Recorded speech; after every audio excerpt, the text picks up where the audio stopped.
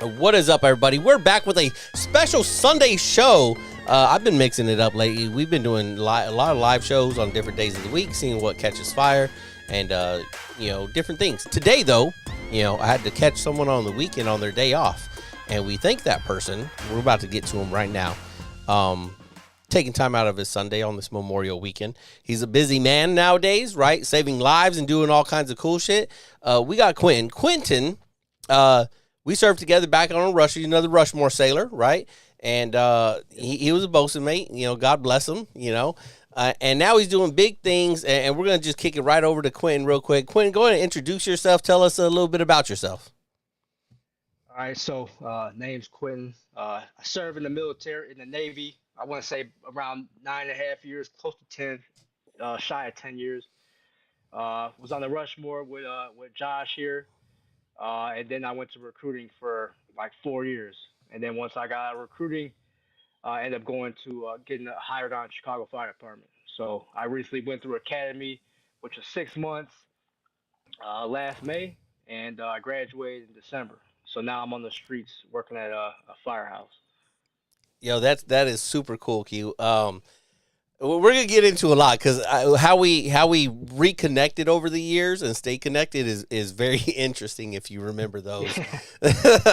Yeah. So, tell us a little bit about your not your teenage years, kind of leading to your choice of joining the military, and then what made you join the Navy. Let's get into that a little bit. Okay, so when I was a teenager, this is a funny one. Um, I kind of had like no guidance, you know what I'm saying? Like my grandparents were the ones that raised me at the time, and I think around my sophomore year, I tried to be in the little gang banger and doing stupid shit, Yeah. and eventually got my ass kicked, and I was like, yeah, this lifestyle ain't for me. So yeah, I'm just keeping it real. Yeah. It That's what it happens. is. You be living that life. That shit Uh, happens. yeah. So eventually, the junior year came around. I got my first job, kind of figured things out. And then I think like senior year rolled around, and I was still struggling in certain areas in school. So I ended up being a super senior. So I went to high school for 5 years. Okay. Um, and my girlfriend at the time, she's my wife now.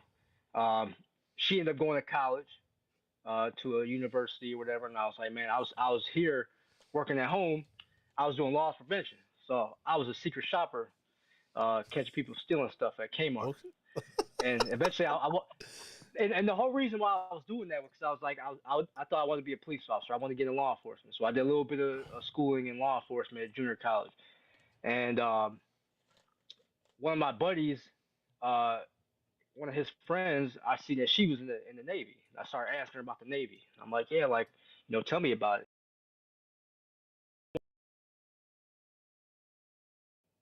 Fucking kill people. I want to go do all this shit. And then I had talked to a couple people, and they're like, dude, what do you like? That's not what it is. There's other opportunities out there. So I ended up going to the Navy recruiter. I was 21 at the time. I was working at a casino doing security, and I went to the recruiting office. I talked to them. I pissed hot the first time I went there, but so did that. Next thing I know, they had me taking the ASVAB, and I scored lowest shit on the ASVAB. I'm not gonna deny that. But I kind of already did my research. Like, if I have this ASVAB, what jobs am I looking at? Mm-hmm. And I kind of already knew I was gonna end up being a boatswain or on desk or something like that. And I was like, fuck it, I'm gonna take it. I'm gonna make the best out of this shit. Because at the end of the day, that's what I gotta do, you know. Yeah. And end up getting boatswain. Went to Great Lakes uh, in May 6th of 2014, and went to BMA school. Graduated from there. Went to the Rushmore August of 2014, and then yeah, pretty much from that time, that's what kind of made me join. I needed some kind of discipline because I was at home. My grandfather had passed away. It was just me and my grandma, and I was like, there's no way I'm about to just keep sitting at home not doing nothing. I Yeah. gotta do something, you know. So what is that? When you're from, where are you from? Chicago or St. Louis or somewhere, right? Somewhere in that So I'm from, Midwest area, right? so Yeah, yeah. So I'm from a city called Joliet. So it's about 45 minutes outside of Chicago. It's like a Okay, Chicago suburb. all right. I thought I knew you were somewhere in Midwest. For some reason, I know you a Yeah. big baseball guy, right? I can't Yeah, remember St. if Louis I Cardinals. Yeah. right. Okay, that's why. Yeah, Yeah, yeah, yeah, yeah. That's why I was yeah. thinking St. Louis because I was like, I know used to see this motherfucker running around with St. Louis shit. I couldn't remember if that was where you Yeah. from or that's just like your team. Yeah. Yeah. See, you didn't think I was paying attention, huh? You didn't think I was Hey, paying look at attention. that. Yeah, I'm ears to Yeah. the streets. Yeah. So okay, so you join, you get to the Rushmore. Why don't you talk to everyone that's watching and listening? What is that like?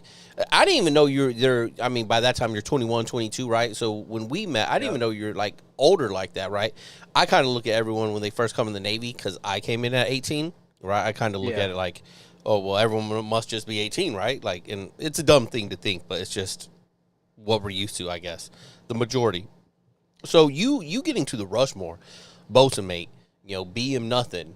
What is life like that? Why don't you share a little bit of that experience for anyone that might be thinking about bosun mate, join the Navy, or very much like yourself, maybe not cutting so high on the ASVAB, and this is Yep. what they get. Because bosun mates, I love them. They get a lot of shit, but some of my best boys out there in the mess and shit are bosun mates because they work right. They're not afraid of the hard Yep. work and they get after it. And me being an LS, especially like on the Rushmore, I depend on you guys to operate that crane, so I ain't got to do this heavy lifting.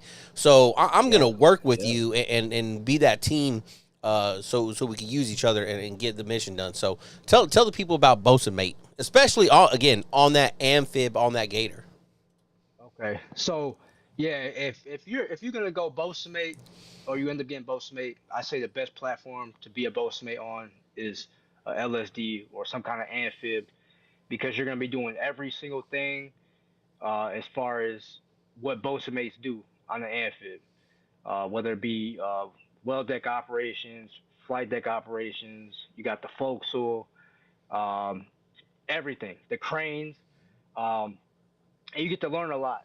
And then if you have a good, sound leadership, they're gonna want to get you qualified and to operate the cranes and get on the flight deck and get in the well deck.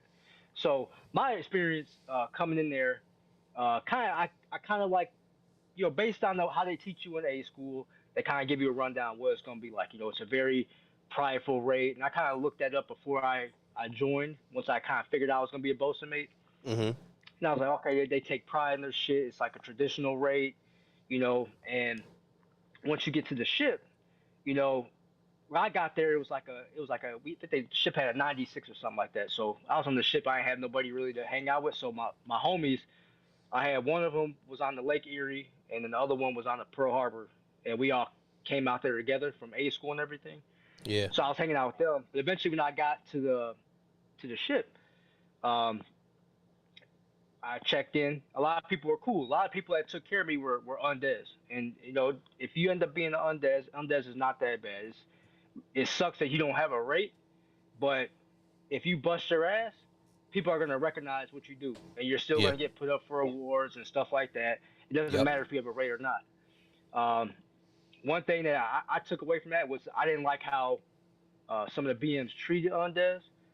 At the end of the day, like they're the same as us. They just don't have a rate, but they're out here working side by side. But the problem is a lot of undeads come in there with this negative ass attitude of I don't want to do this shit. I don't have a job. Blah blah blah blah blah. Mm-hmm. And they come in there and they half-ass everything, or they just don't care. And we Yeah. we had a lot of that in our deck department. But then you had other people that were just outstanding. Some of the undeads that were on the ship before me are like first classes now, chiefs now. Like it's crazy.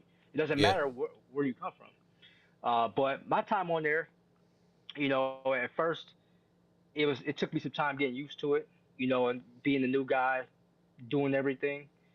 But I just I just busted my ass. That's just who I am. Like once I got into the traction of working this shit, it was up from there.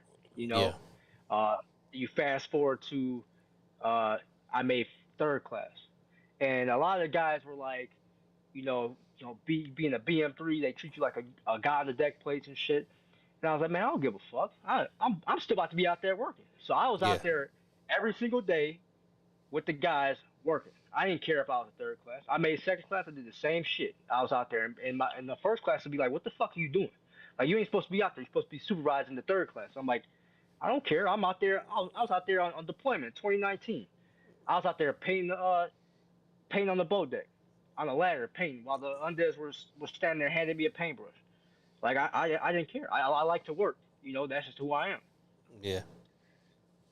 So tell us a little bit that that's like being a bosun mate, right? Hard work. What are some of Yeah. your like fondest memories of your Rushmore time, right? There's a lot of undeads, a lot of bosun mates that coming out of that shop, like you said, that have done moved on to some great things, right? Yeah. What are some of those shipmates or the leadership that you had, good or bad? Call out some of those things. Like, what are some of the memories that kind of stick with you, lessons learned that you're still kind of applying today, or that you applied during that time, maybe even today? Oh, so I say I want to shout out, Fryzon, uh, Hall, Hall's wife Latisse. Latisse was like my sponsor when I first came to the ship, Mm-hmm. and that's Hall's wife now. But they took me in like I was family, and Hall, you know how Hall was. Yeah. He's like knowledgeable as hell about all that shit on the ship. Yep. So he took me under his wing and pretty much showed me the ropes and showed me about the hard work and everything like that, and it motivated me to get my qualifications, to do this, to do that. And like to this day, like even when I made my post on Facebook when I graduated Fire Academy, I shouted them out because I'm like, if it wasn't for y'all like pushing me and teaching me this work ethic, I don't know where I'd be at, especially with my time in the military, because that pretty much transitioned once I went to recruiting duty too. Yeah. So all that stuff I learned, and then the biggest thing, one of the biggest fondest things that I had while I was in was like just being able to take care of the guys. Like that was like my big thing was like, you know, uh, having them look up to me. Like hey, like they would come to me before they would go to any other the POs in the deck department because they knew I was gonna treat them like I wasn't gonna talk down to them or anything like that. I was just gonna keep it real with them and try to take care of them best I could. And Yeah. that's what you're supposed to be doing as a leader. You know what I'm Yeah. saying? Like you're supposed to be strict and hold them to a standard, but at the same time you have to treat them like they're still a human being. You know. But fine, What yeah. Outside of that, the fondest that'd be like one of the fondest things I had. what about Mike? I remember talking to Mike on duty. He was in my duty session, and I remember him telling me he was second class still, trying to make first, and I remember him talking about how like he had it in his mind, he makes first, he makes chief, drops his warrant package, becomes a bosun, and that's where he's at now, right? He's a Yep. bosun. He's a warrant out there, and I'm super happy for him. Hope he's doing well out there. So I remember he was an awesome guy, awesome fucking bosun mate. Fries on he's a first lieutenant or something out there nowadays, right? I know Yeah. he dropped a Yeah. package after making chief, and he's doing great things. So there's a lot of Rushmore sailors from that, like 2013 ish. 2017, 18, that 5 year period where they're kicking ass out there, man. So that's Yep. awesome. What do you think? So you mentioned like you before the Navy, you was already a worker, right? Yeah. You understood that work had to get done. What is the difference between you working as like I'm gonna call you a young man during that time as a young man civilian, and then coming into the Navy and doing that boatswain mate work, right? You already had work ethic, but what is the difference? Like, is that kind of one of those like there's levels to it? Like once you're in the military, like holy shit, I have Yeah. some work ethic, but this is another level. Did you kind of Yeah. is that what you experienced? Yeah. I think I had work ethic, but it was more like I did stuff that I had to get done. But like once you get into the military, you get on the deck plates, it's expected of you to get that shit done. Like there's no ifs, ands, and buts about it, and you don't want to. You know, one thing I learned with the fire department is perception is everything.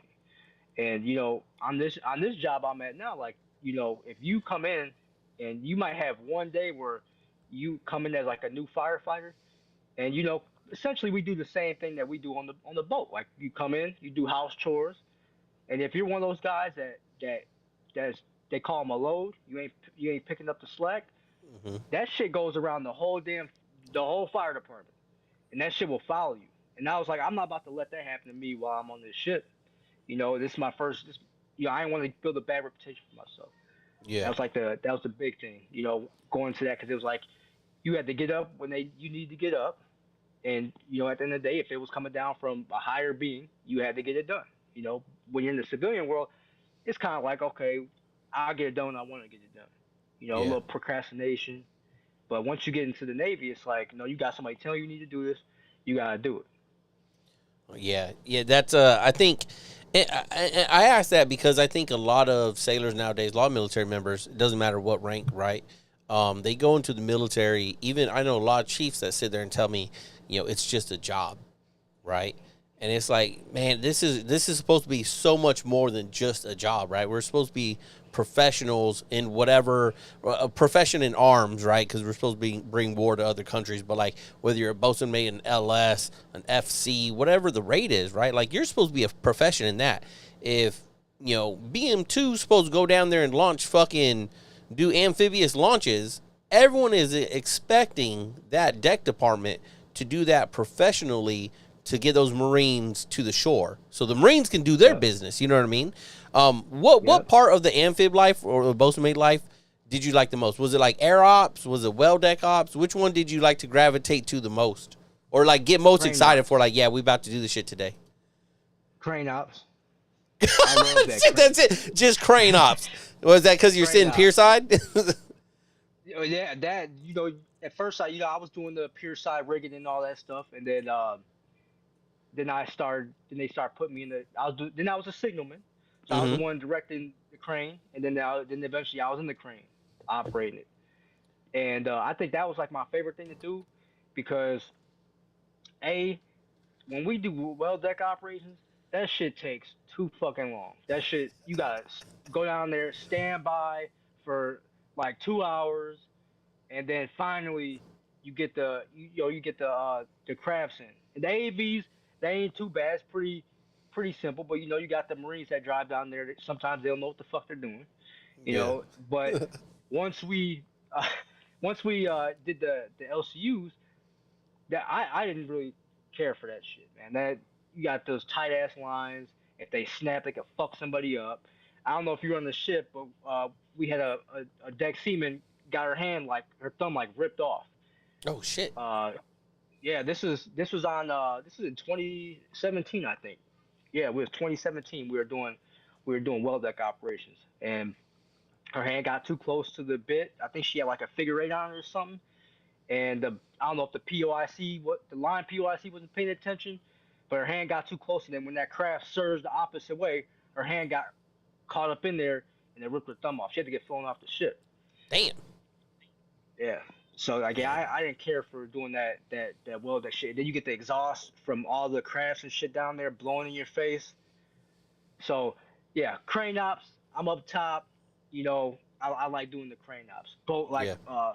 Boat deck shit where we're putting the boats in the water.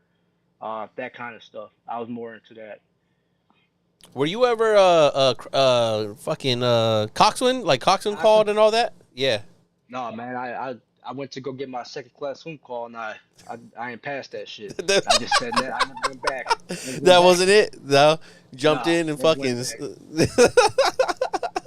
You a I fool. made it to the end. You know, Oh, I made it to the end, but they just make wasn't you good tread enough. water for I think like 5 minutes or something, Yeah, or you float couldn't. or something like that. So I swear I was floating. Dude was like, "No, that's not good enough," and I was like, "Okay." And eventually I was gassed from the Yeah, back and forth swim beforehand. So I just got the water. He's like, "You just gonna give up?" I was like, "I guess so." You ain't gonna pass me. I guess so. I guess so. All right. So to wrap up your Rushmore time, you were there like a full 5 years, right? Like, I mean, because Yeah. you going as boatswain mate, fucking. Your first ship, part of the ship, part of the crew forever. It feels like Black Pearl, fucking Pirates of the Caribbean shit, right? So if you had Yep. to wrap up your whole time there in the Rushmore, how would you wrap that up? Man, Positive, I say I'm negative, a just yeah, positive. It yeah, had its negative moments, but overall, that was a very positive time for me in my career. I was around good people. Like towards the end of me leaving the ship, I like checked out. I was like, man, fuck this. I was I was pretty much I wasn't really doing shit the last like 6 months I was there because I was just checked out. Everybody gets checked out and they're just like they don't care anymore. That's kind of yeah. how it was with me. But overall, like I was thankful for that experience. I got to learn a bunch of new things. Got to be in charge. At one point, I was in charge. I was the LPO for First Division during insert. So it was like because my first class at the time, I don't know, Jet. You remember Jet? Were you there for Yeah, Jet? yep, yeah, yeah. I remember. Yeah, he was the. I gotta give him a shout out too, even though we kind of ended up on bad terms. But I give him a shout out. He was kind of one of the people that push like kind of put the word out there to the higher ups to like start getting me involved and have like start moving me up and becoming a rig captain and moving up in positions during evolutions. So I give him a shout out for that. But yeah, I say for the most part, yeah, him. Damn, I forgot what I was even gonna say, man. Shit. You was wrapping up your Rushmore, Oh yeah. Okay, yeah. mostly Wrapped it positive. up. Yeah. Yeah, yeah. It was positive though. All of it was Yeah. positive. I was very thankful for the experience. What were some of the negative moments, right? Because oftentimes when we reflect on things, through our Navy career, military career, the highs always stand out. Sometimes the lows stand out the most, right? Yeah. While we're in it, all we can focus on because it's like a recency bias is like, oh my god, everything sucks, this sucks, that sucks. But then we look back on it, we think, damn man, like that was actually a really good time. So what was actually some of those bad moments that you had to kind of struggle through that kind of built your resilience to get you Mm. where you're at today? Shit, I think preparing for when we came out of the yards. When we came out of the yards, that was probably one of the toughest times of my life. Even when we were in the yards, that shit was still tough. And then once they started doing LOA and all that stuff, that shit was rough. It was really rough. And then once we got into all the inspections like Mob S and all that, that shit was rough. I had a chief at the time. She kind of made it rough because I was kind of like I think that some of the downsides to it was they always this is one thing I take away from the Navy is the things that I disliked about it was you have people that have hella qualifications, but they weren't hard workers. But because they had more qualification than you, they would be the ones that would get the maps. They would be the ones to get the blue jacket, the sail of the quarter, everything like that. In deck department, I had a chief at the time, and pretty much, I'm not gonna say her name, but everybody gravitated towards this one sailor, right? And this sailor was about to leave, but yet they still like refused to put me in any position to take over from that sailor. And then when I would get angry about it, they would, she eventually started calling me Triple T, and I was like, so what the fuck is a Triple T? She's like teenage temper tantrum, and I was like, what the fuck? Are you get mad at me because I'm motivated and I want to learn my shit, but I'd say those were the times that were rough. Those are like my negative times on the Rushmore, to say the That least. had to be the first time you guys getting out of the yards, like Yeah. 2013 or 2014 ish, right? No, 13, no, 14. no. I wasn't. I no. So I wasn't there. I got at 14, but we went on that Westpac when you got there Yeah. in 2015, and then we went to the yard in 2016. Came out 2017. Okay, so you're talking about that one. Okay, okay. Yeah, yeah, yeah. So that was when Commander DeGroot was fired slash relieved Hit the herself. deuces on the Rushmore. Yeah, do you remember that? You remember Yeah, that? yeah, You yeah. remember we were all called out to the flight deck with the Commodore, and then he gave us our new captain for a little bit, and then after that we got our permanent captain. Yeah. What do you Commander recall Rush. about that time, and then like how you were reacting to any of that? Was that any like on your Ooh, radar or anything at all? I mean, not really. Yeah, That shit really didn't. I just knew at the end of the day, like some bullshit happened, and they were still gonna make us fucking work no matter what, because we had to get ready to, Right. you know. No, and that's what I expect, right? That's what I try to tell a lot of people when they get into these as they get into Reddit conversations about things, and we're gonna dive into that in a little bit, right? Yeah. And people start worrying about things outside of their control so much that it's like what, like okay, sure, our captain walked out on us. Does that fucking affect you from going to paint the side of the ship? Like no, No. like the side of the ship still got to get painted, right? So why don't we Yeah. just go fucking check out the paint, get the paintbrushes, and get the fuck to work? And those people up there are gonna have to fucking figure out whatever they got going on, right? So you were Yep. talking about last 6 months. I get it. You're checking out. You know, you're fucking tired of it. You're just trying to do turnover with people and get on to the next place. And that next place for you was recruiting. How many Yep. people told you to go recruiting versus how many people told you don't go recruiting? One person told me to go recruiting, and that was Boatswain Rios, because he said he did it, and he was like, it's, you know, I think he said he got a map while he was there, and it's a rewarding career.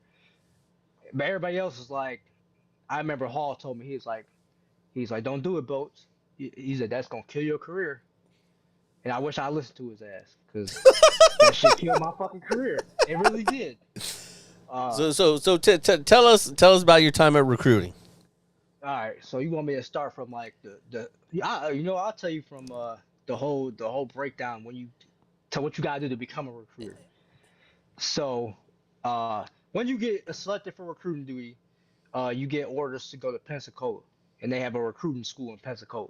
So you're there for like, I don't know, like 4 or 5 weeks, and they pretty much teach you. So this is the one thing. A lot of these recruiters are like, they're full of fucking shit. They just are. Back in their day, they recruited during 9/11 and shit, like these master chiefs and shit, and everybody wanted to join the military back then. And when the recession hit in '08, everybody wanted to join. People just were walking off because they needed a damn job, right? But they make it seem like, you know, this job is just easy. Like it's this fucking fantastic job, and what you learn is about like how to like communicate with applicants and how to approach applicants. And then when you're doing an interview with an applicant, like how to pretty much touch their heartstrings to reel them in pretty much, Yeah. and start asking them about themselves, and have like these open conversations. And eventually then you have to, practice and do it with the instructors. Um, and I was there doing that, and then eventually, uh, when you graduate, you go to what is it? You go to whatever your recruiting headquarters is. Mine ended up being Great Lakes. So Great Lakes, their area covered all of Wisconsin, the Upper Peninsula of Michigan, all pretty much all the way to the bottom of Illinois, and then it becomes St. Louis, St. NRD St. Louis, or whatever you want to call it. But that's like St. Louis's area. So all those applicants down south, they all go to the St. Louis MEPS. Yeah. Everybody up north, they go to Chicago MEPS. But I got on recruiting duty, and I tried to hit the ground running, trying to do what I need to do. I had the first LPO I had. They essentially they weren't good people. At first they were cool, but then I had another guy that was in the office with me. He was OS2. Me and him got along. That was my boy, and pretty much like he stopped like really caring, because he seen how our LPO operated, because she had just got mad. She was a she was a MM1, I think, and her DLCPO at the time was NC1. And what people don't tell you about NC1s in the Navy, right? You got two different NC1s, or two different NCs. You got the NC that's on the ship, that's your career counselor, and then you got career counselors that are strictly recruiters, and all they care is eat shit and breathe recruiting. That's all they care about is recruiting, and they don't give a fuck about you. All they care about is numbers. That's it. So, that's kind of how it was over there. It was kind of like, it was a numbers game, and every day you had to go out and make phone calls, Mm-hmm. or there was a list of stuff to do, and then you had to make a damn planner every Friday. You had to make a planner and say what I was gonna be doing for the next week coming up. Mm-hmm. I was like, oh, shit changes. Like it changes all the time, but you have to go in there and put that in there, and then print it out, and then have your LPO approve of it. And then every day you were either expected to either be on social media, on Facebook. All the recruiters they make a recruiter Facebook. So it'd be like petty officer so and so, right? Yeah, yeah. And you just start adding all these random people. And it's weird because it's like you're adding all these random people and you're hopping their DMs. Like, hey, how's it going? You know what I'm saying? And uh, it's just, I like doing that more than approaching somebody like in person, like, walking up to somebody. They already know as soon as they see a uniform, they already know what time it is. They're going to walk Yeah. away. They don't want no parts of that shit. So doing it on social media, you could talk to them a little more. People would kind of be open. And then the next thing was to get them in the office, try to make an appointment. So you get an appointment for the day. Um, and sometimes people would show up, sometimes people wouldn't. It's like a whole process that you had to do.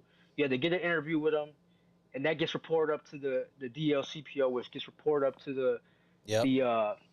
They got two different master chiefs. They got a CMC and they got In the a CR. chief recruiter.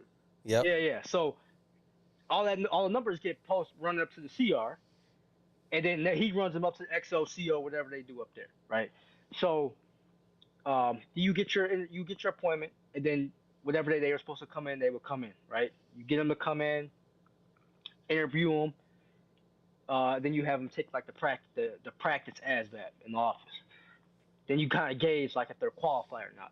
If they're qualified, then then you kind of ask them like, what's your next steps? What are you trying to do? And then you got these shithead LPOs that are just like pressing you about these applicants. Like, yo, are they joining yet? Are they joining yet? And you're like, no, bro, he's not ready. He's got to talk to his parents. Well, you think you can talk to the parents tonight? Can you go drive over there and talk to the parents tonight? Like, just rushing shit. And I'm just like, and that's why a lot of these kids, the biggest um negative thing about recruiting, like it's like a black eye to like a recruiting command, is these things called a trites. A trites Mm-hmm. are like somebody joins and they're in a debt program, and then they say, fuck that, I'm not going to boot camp no more. So it looks bad on the CO, and then they come down on the recruiter that was in charge of that applicant as to why that person didn't want to go. Then they yell at you about it like it's my fault that this person said I don't want to go to the military no more. Yeah. I see it time and time again, man. Um, and I say like I had like some positive experiences in recruiting. You know, I got to eventually go back to my hometown and recruit. So that was cool, going back to my old high school and kind of trying to tell the kids like I grew up here, I went here, Yeah. blah blah blah blah blah. And I had a good LPO at the time, my new LPO that I had, because I ended up moving from a different office. I'm not gonna get into all that here why I got moved to a different office, but um, I ended up working for a LPO. She was a AE2, and she got promoted to AE1, and then she converted to NC. But she grew up in my hometown too, so we already had that connection. So she was looking out for me. Like they knew I was a hard worker, and pretty much from all the bullshit that happened in my last office, they pretty much were like, "We're gonna get you back on track or whatever." So as soon as I got to that office, I was hitting the ground running. I was recruiting people, putting people in Navy, and that whole year, from I think this was the end of 2019, the whole year, I was grinding. So 2020 comes around, right? I'm doing good. I think it was 2020. Yeah, I think it was 2021. So COVID hits 2020, and that shit like, and people were still joining. It was surprising to me. But then they decided that they were gonna change the whole dynamic of how recruiting was gonna be done. So Mm-hmm. by that I mean typical recruiter. You have at a recruiting office, you have a LPO, you have your recruiter LPO. That's usually what it is at the office, right? And depending on how big that office is, depends on how many recruiters you're gonna have. So if you worked in the area that was like a bigger area, like a large station, you would have like 4 or 5 recruiters in there competing against one another, and you would each get individual territory of that area or that that territory, whatever. So I ended up going to my hometown or whatever, and they changed it. So you were in charge of doing everything as a recruiter in the beginning. So you were in charge of finding them, doing paperwork, doing all their processing paperwork to send them the MEPs, drive them the MEPs. Basically, your LPO would be up there because they would have to like fix the documents if there was any imperfections on the documents up there, or if your applicants went up there and they told them themselves or something like that, and they had to go home. Yeah, uh, you were doing all that, right? And then they changed it to where it was, now you are called a talent scout. The talent scouts are the ones that were in charge of finding people to join, and then you had people that were like they were only in charge of social media and cold calling people. So they would get you leads, and they would pass them on to the talent scout. Talent scout would Okay, okay. interview them, do the interview, and then if they decide they wanted to join or they were qualified, you would pass them on to an assessor. Assessor would be the one that would do all their paperwork to send the MEPs, take them the MEPs, do all that. And then once they joined, you had a process called onboarding.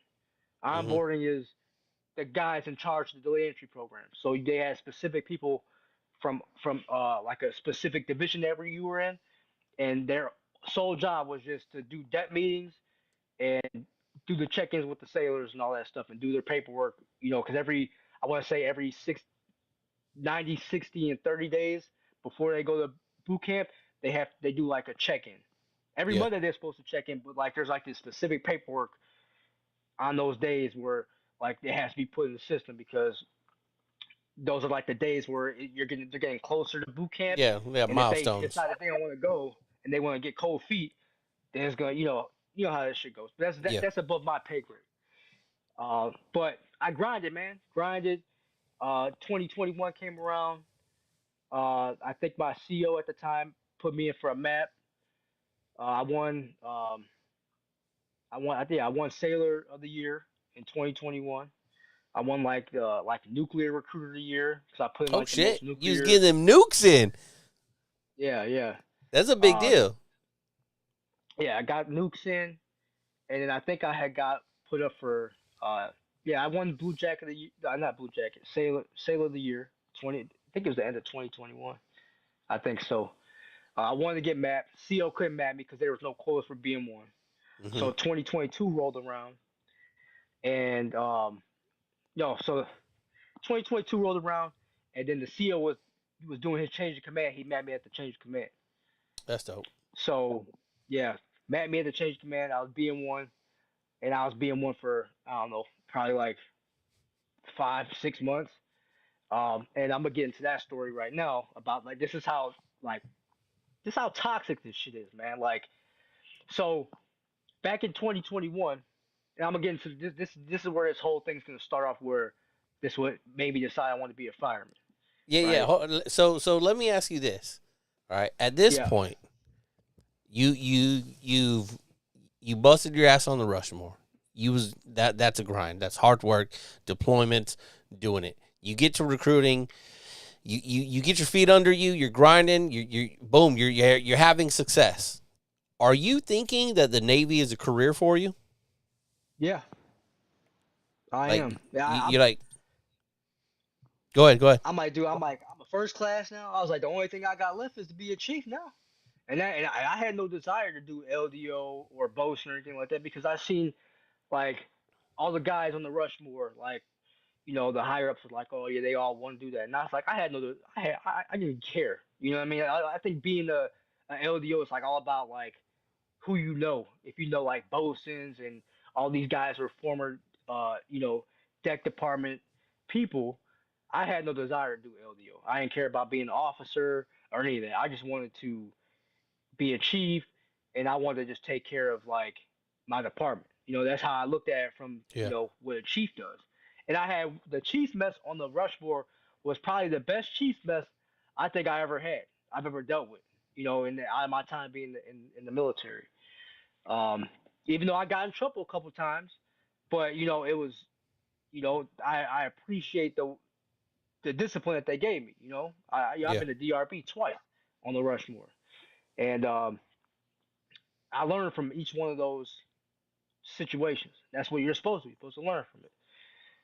But yeah, eventually, while I'm in recruiting duty, uh, my cousin. You want me to talk about like how I figured out the whole fire department thing, or you just kind of keep talking about? Because that's like the same time before all this stuff popped off with the Yeah. recruiting duty So stuff. so I know when we started talking again, we're not getting an exact moment, but I know I'd been we're friends on Facebook. I've been kind of following along, and I knew already. I think that you were already doing some classes, thinking kind of preparing yourself for other things, right? Going to school, stuff like that, right? Yep, yep. Yeah. So take it off from there of like just I mean whatever. It's your story. Share it however you want. Okay, so 2020, the end of 2020. So my cousin-in-law, uh, he lived in Chicago, and he kind of asked me one day. He's like, "Hey, you ever thought about being a Chicago fireman?" Like, I never thought about being a fireman at all, you know. And he gets to talking to me about like the schedule of being a fireman and this, that, and the third, right? So I found out more about it. The last test that the city of Chicago had for firefighters was in 2014, and I think over 30,000 people tested for it. And it's like a lot. It's a lottery process. It's Oh like shit. you take the test. If you pass, you get a lottery number, and based on your lottery number is how you get called to do your processing to get hired on that job. So you got people that wait 10 years, 6 years to get that call from the city of Chicago to work on that fire department. So I was like, you know what? I gotta do all the other stuff I gotta do. So I asked one of my buddies that I went to uh, grade school with. He was a fireman for our hometown. I asked him like, what do I need to do to become a fireman? He's like, well, you gotta get your EMT license and you gotta get your paramedic license, and then eventually you gotta go to fire academy. And then once you have that stuff, that's like all the stuff that you pretty much need. So at the community college I went to, you had to have a prerequisite before you could take EMT. So it's a thing called EMR. So it's like emergency medical responder. So it's like pretty much you could put band-aids on an owie, pretty much. And then that's pretty much what it is. You're gonna basically pass them off to a higher level of care. So once you get into that, you pass that. Then I got into EMT.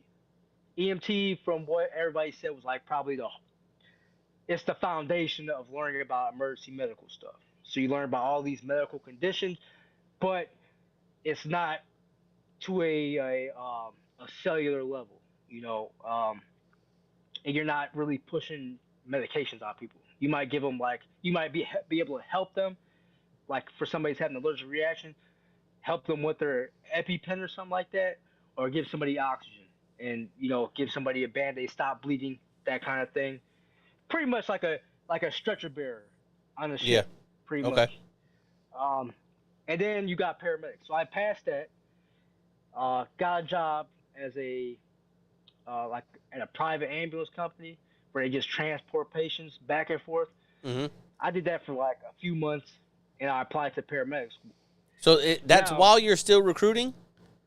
while I'm still recruiting, So you're recruiting and then going and doing paramedic, transferring patients to and from. yeah, on my days off. Okay, and so just fucking out there hustling, getting after it, right? Yeah, yeah, And yeah. and, Getting and my you're experience. go ahead. Yeah, I was getting my experience, and this is at the end of 2021. So I applied to paramedic school. So at the time, um, I applied. I asked the program coordinator. I said, "Hey, what time is this school gonna be?" The school program was usually 18 to 22. So I was like, "Okay, I'm not got to worry about work." So I put an extension in 2021, like in May. I'm like, "Hey, can I extend here so I could go to school?" So, because the whole plan was to get all this shit done, and I was gonna make a decision like towards my time whether I was gonna stay in or stay out. So I ended up putting an extension in. Uh, the detailers approved it. My chain of command approved it. And fast forward to like the fall of 2021, I get word that the program is going to be in from 09 to 1,300 on Monday, Wednesdays, and Fridays, and every other Friday you would have that off. So me being the responsible person, I went to my LPO at the time. I said, hey, what do I do? I'm like, I put an extension in to stay here for school. They changed the time of the program. Like, what do we do about this? Well, the LPO at the time, he kind of was like, pretty much like, oh, just go with it, right? So when he eventually got moved on to a different office, one of the guys that I worked with that worked in the office with me, he became the LPO, and I told him and the DLCPO of the office, and I told them I had to sit down with them, and they're like, dude, as long as you're still putting in contracts, we don't care. You know, you go do what you gotta do. They supported it, right? So so I ended up starting school in February of 2022. So started school. No one really had anything to say to me when I was at school. So But let me it was jump in. like Let me jump in. yeah. Because now you're going to school during the workday, but the Yeah. recruiting chain of command that you have is falling back on, as long as you're putting in numbers, we don't care where you're at. That's their answer? Yeah. And then they didn't even run it up the chain of command. Like they Right. didn't run it So up to CR and all them. right. So like for me being the chief here still, right? I got to just acknowledge that that's the absolute fucking wrong answer, right? Like Yeah. as much as some people would like to, whether it's recruiting or some other shore duty that's super lax and super chill, right? Because I'm at an intag right now, right? Like no way in hell ever should you ever be telling a sailor, hey, yeah, go do your school or second job during your working hours. Yeah. Because as long as you're putting in future sailors, I'm good with it. Like, where the fuck does anyone get off? And to me, that's one part of like they failed you and giving you that shit information. Then one part you on UQ of like believing it, kind of. You know what I mean? Like, but again, at that time, you're kind of like, well, I mean, they are my chain of command, immediate right here. So you do the right thing there, but then for them just to like bold-faced lie and just be like, yeah, no, you're good. Just keep putting in, one a month, right? Like, that's crazy that they'd fucking feed you that and be like, yeah, just get your one a month, because from what I've learned around here, right, is like one a month is the average. If you do one a month, everyone's pretty happy with it, right? So go ahead. Nah, hell no. I ain't happy with that shit, man. I don't know what intag you at, but hell no. They was since I was grinding so hard, they were expecting like 2 to 3 contracts out of me every fucking month. Damn. Yeah. And, Okay. And so this is around that transitioning time where so I was going to school, and eventually I hit a wall, man. I hit a wall before I even got mapped. I'm like, man, fuck. I'm like, I think reality kicked in. I was like, damn, I gotta be here for another fucking year, and shit just got worse. Like, this is like now where, back in the day when you recruited and shit, you could take the people up to MEPS, and everybody knows the stories that the recruiter tells the applicant before they go up to MEPS. Well, now you couldn't do that shit no more, because now they make you sign papers so they can look at all your shit now, and they can see anything that was wrong with you or anything like that. So that made shit 10 times harder. You had to constantly go to the doctor and get notes and records and all this shit and send them up to MEPS, have them review the shit to get them up there. On top of still trying to find people. So eventually I was like, man, fuck, man. I was like, this shit's fucking tough. You know what I mean? And in my mind, the only thing I kept thinking about was like, man, I was like, I just need to get through this fucking school shit. I was like, I started shit, whatever. And, so I ended up, me and my LPO at the time, we had some kind of like disagreements, because here's the thing is, are you working as like a logistics? I'm the LSO. Yeah, I'm the LSO. Okay. Yeah. Yep. So you're the one in charge of making like all the wars and shit. No, that's one of our civilians. He does that. We purchase them and order them, yes, but like I don't fucking make them. No, that ain't me. Okay. Yeah. So yeah, but I know what you're talking about. So I've been here almost a year now, so I'm getting like a much more familiar. A trite thing I know is a big deal. I'm learning some recruiting stuff just by, the ACR's my boy. I know CR and shit. Like a couple of the DLCPOs are my homies and shit. But like, I'm learning these things, but it ain't got shit to do with me.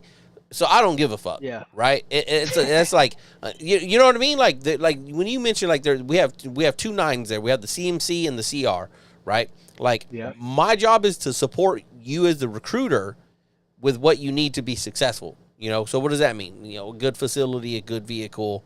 What else? Supplies? Okay. Like outside of that, there's very few things I impact on the mission, like the strict mission. So, outside, I don't report to them. I let CMC what's going on with the collaterals that I got, and I let Skipper know and the XO know what's going on with, their buildings that they're responsible for and making sure they're good for the recruiters. But so I'm familiar with some of the things you're talking about. That's why I've been chuckling so much, right? Because it's it's learning about it because I've never been recruiting, so learning about it is very interesting. But please keep going. So it's that you're not wrong from what I've seen, and anywhere you go, it doesn't matter if it's recruiting or another command. People often have this bright idea of I'm going to extend 1 year. It's just a year, and it is. The year is going to go by quick, but once you sign that 1 year and then you realize, oh shit, you mean I could be gone already? That's where it really fucking hits you like a ton of bricks, and you're like, fuck, like I fucking shouldn't have done it. And then once that gets in your head, then that's where you start to slow down, and that's where you start experiencing a lot of that regret, and then it makes you resent, fucking being there. So, like, a lot of crazy things start happening after that. Is that kind of like what you were experiencing after you already signed the extension, you're going to school? Yeah. You've already been, like, it takes a lot to be... So, you said you were Sailor of the Year. You weren't Recruiter of the Year? Because I know they give out... Here they give out both. No, so the recruiter year is more like how many contracts you put in. Yeah. Sailor year is more like you best sailor. Like the best sailor. I was well rounded. Like I put contracts in, but I also was going to school and doing I don't even think I was even not part of any like collaterals or anything like that. I was just going to school, and I think that's what maybe stood me out from the rest of the other applicants. Yeah. But believe it or not, man, that's what happened. It was like, you hit that wall and you start realizing like, damn. Now, mind you, it was just all this stuff hit at one time. So so I fucking hit that wall, and then shortly after I hit that wall, I got mapped. So me hitting that wall and then getting mapped, that still didn't change anything. I was like, oh yeah, I'm happy I got mapped, but I still didn't give a fuck. Yeah. So then you get mapped, and the only thing I kept thinking about was, when the fuck am I gonna get out? When am I gonna get out? Like, I kept thinking about my future after the Navy, because at that point I knew, I was like, I'm not staying the fuck in this shit. I'm getting cleaned the fuck out of this shit, and that's what happened. So end up going. So I'm in school doing my thing, and now mind you, I had like a little confliction with my LPO at the time. We end up talking. I end up going to the CR, talking to CR. We're talking it out because we're both first classes at this time. Talk it out, and I tell the CR, I'm like, I need a change of pace or something. You know what I'm saying? I'm like, can you I'm like, you could put me in anything else, I'll fucking bust my ass. I just need to break off fucking being a talent scout and constantly have to recruit people. I've been doing this shit for 3 years fucking straight. I haven't moved up to an LPO position because I don't care to be an LPO. That's just even more bullshit you got to worry about, especially in recruiting. So I was like, there's other things that you could do, right? And the thing that kind of really set me off a little bit about it was they had like these other sailors that were just fucking shit, but they would work at headquarters and they fucking had the cushiest jobs and they fucking sucked. Now I'm like, I bust my ass at this command for 3 fucking years, and you tell me you can't put me in like a less chill like responsibility. Are you talking about like the time, the Navy E-Talent team that works at headquarters? Because there's that too. No, I think they were just the dude. We had this one dude. I think he was just helping. Like they would just help with officer recruiting and shit because they just sucked at recruiting so bad. Okay. and they could never put anybody in. So they would help out like the officer recruiters that were like printing paperwork and stuff like that, and Yeah. printing up packages and stuff like that. Then you had the what was it? You had that going on, but outside of that, it shit was just rough, man. It was rough. It was very very hard. Um, see, So, I get to so, rambling. I be forgetting what the fuck I'm so saying. where did after you had that conversation with CR and you're like, hey, I need Yeah, to change pace, move me somewhere else. yeah, yeah, yeah. What was their response to that? So they're like, oh, you're in school, blah blah blah blah. They knew I was in school, right? So I don't think they knew the time that I was in school. So CR's like, my chief at the time, he's like, you know what? How about we put him on onboarding, so he only has to worry about future sailors. My chief, I'll give it to him. He was trying to help me out, get a little shit off my plate, Mm-hmm. right? Because on onboarding, you just show up to meetings and all you do is check in with future sailors. You're not responsible for recruiting anybody. Well, the CR's like, oh, we're getting rid of onboarding. So your options are to go to this office in Chicago or you're going to this office. And I was like, okay, well, I'll go to this office because it's closer to my house, you know. So I was driving 50 minutes back and forth every day for work. Mm-hmm. So this office was like probably 15 to 20 minutes away from my house. I was like, okay, I'll go there. Well, my chief and then that chief of that division talked to each other, and she's like, well, I want him to come to this office where there's only one LPO and me. And the other guy that they had there, I think he was on like some kind of like convalescent leave where he was taking care of his dad because his dad was sick, so he was never there. So I ended up going there, and I kept it real with the I was very motivated when I went there. I was like, yeah, I'm ready to work, and then I told the my LPO at that office, I'm like, hey, just so you know, I'm being upfront with you, like I'm going to school. And he's like, okay, what time you going to school? I told him what time to go to school. And then that's when he told his chief, which at the end of the day, I understand why he had to do it. He had to tell her because at the end of the day, that would be on his ass if Mm-hmm. she came to the office and like, where's Q at? How come Q's not here? So he had to run it up to her. She immediately ran straight to the ACR, and the CR was like, what the fuck? Why is this sailor coming to my office? We need people here, and he's going to school at this time and this time. So then they get on my chief's ass about the shit. They're like, "Oh no, we didn't tell him that. We didn't say he go to school." Like, pretty much like trying to wash their hands of this shit. So Yeah. the whole time, that whole entire time when I was hitting you up and shit, that whole entire time they're making me out to be like this fucking shitbag that I chose to go to school on my own time. I said fuck them. I do what the fuck I want to do. That's how they. That's how the picture that they painted of me. So on top of dealing with all that shit, I was still in school. So I was like, okay, well, do you want me to drop out of school? No, no, we're not gonna make you drop out of school. You're already in the school now. So Okay. okay. So you understand that at that moment, you asking that means you understand if they say, hey, you cannot go to that school during working hours. You have to be at fucking work. You're ready to be like, yeah, all right, well, I'm in the Yep. fucking Navy, right? Yep. If it can be supported, I'll take the support. But if it can't, it cannot. Now, I can't do it, right? So you're ready to make that Yep. choice and be like, well, again, and as I said before, like, one, they fucked up to begin with, whoever the other chief was, and that's what happens when people don't give the whole story up the chain of command, right? And then you start moving people around. All you're doing is moving a problem, perceived problem or real problem, whichever one, they wanted to classify it. But when you show up to a new office and they don't know what you got going on, right? It is very much a blindsided, like what the fuck? You giving me this person, but they got all of this Yep. going on and they're not even going to be here? That is no help to me at all. So I see all point of views of it. Let's before we get into the outcome of this, let's get into the funny part. We're at where we're at now, so let's look back with laughter. You went to Reddit about it. Yeah.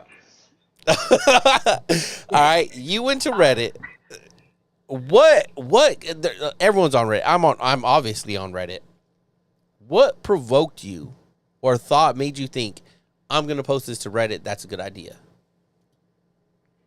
I thought I was gonna be able to get some anonymous information without motherfuckers knowing who I was, and I could go with that information and be like, okay, cool, and without like being like, hey, I'm so and then everybody's talking shit like, oh yeah, this kid from here, blah blah blah. So Yeah, that's why I went. I don't even remember what the fuck. What did I say on Reddit? I I don't don't even even remember know. what the fuck I said. I don't know. It was That just shit was so long ago. to me. It was. So this is what I did, everybody. Right? I'm on Reddit cruising through things. I see someone bitching. Right? And whatever it was, I don't like. I don't remember. But I took a screenshot of that shit and I posted it to my own personal Facebook page. And I said something to it, but like, why don't we just get to work and stop bitching or something? I might dig through the archives and post it with this, all right? But I was just straight up like, nothing too crazy, I think, but just like fucking get to work, kind of how I respond to most things. But really, I look at a lot of stuff on Reddit. It's like they're here bitching. They're probably wrong in their bitching, and it just so happened the anonymous user of that Reddit post was on my friends list, and he's sitting here with us today. Yeah, I hopped in your DM. I was like, damn, Chief, why you gotta tell me like that? Yeah. Yeah, you did. You was like, damn, why? Like, I was like, shut the fuck up. Like, it's someone on my friends list. Like, no, we have failed him, right? We failed this sailor. Me, all the other chiefs, the other leadership throughout his career, we failed him because for some reason he feels that he needs to post to Reddit, right? But then we had a conversation, right? We started talking about it. We had a couple phone calls. You let me know what was going on. I put you on the game that I could, right? Now back to pick it up with your story. Where you at now? CR, ACR. Everyone's being told that you're going to school is during working hours. Yeah, so I think around this time, um, yeah, so at this time I'm like, I'm on that. I extended for that year. So in my mind I'm thinking like, okay, what do I do here? I'm like, do I go back to a shift for a year, or do I, you know, extend here for another year and just finish out my time here instead of having uproot my whole family to go back to a ship for just a year? So that's when I got into the talks of putting an extension again to just matching my PRD and my EAOS. A That's what I second was trying to do. extension? Yeah, just to ride out my time there. Because I was like, am I gonna go back to? I was like, I don't want to go back to a ship for a year. I was like, well, maybe they might, or they might keep me in that same geographical area and send me up to the base or something to finish my time out. Yeah. Well, so I go to the CR with it, and they immediately like start like shitting on me, like, oh, people think you're a scam artist. I'm talking like they were shit. I'm talking like gaslighting to the fullest extent. I was just like, dude, like you act like I came out here intentionally just doing this shit to say fuck you. I'm gonna do what the fuck I want. All y'all had to do is tell me, hey, dude, you can't go to school no more. I'm like, all right, chief, cool. But instead, they let me go to school, and they just kept gassing like me about them letting me go to school.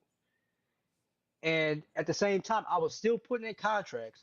I wasn't like performing to the level that I was before, but then they were throwing the map in my face. Oh, we gave you a map. We did this for you. We did that for you. We did this. We did that. You know how that shit goes.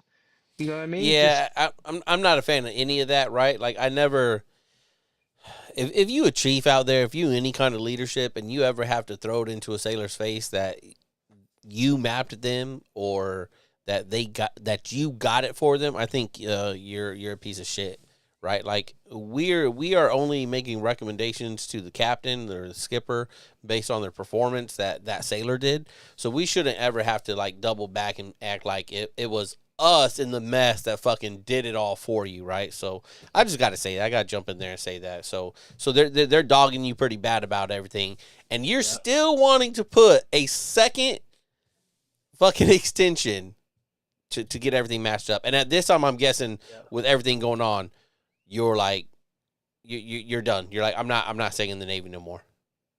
Yep. Okay, go Yep. ahead. Keep going. At that Yeah. time, so at that time, yeah, I'm in school. I'm doing all this stuff, so I'm trying to get this extension put in.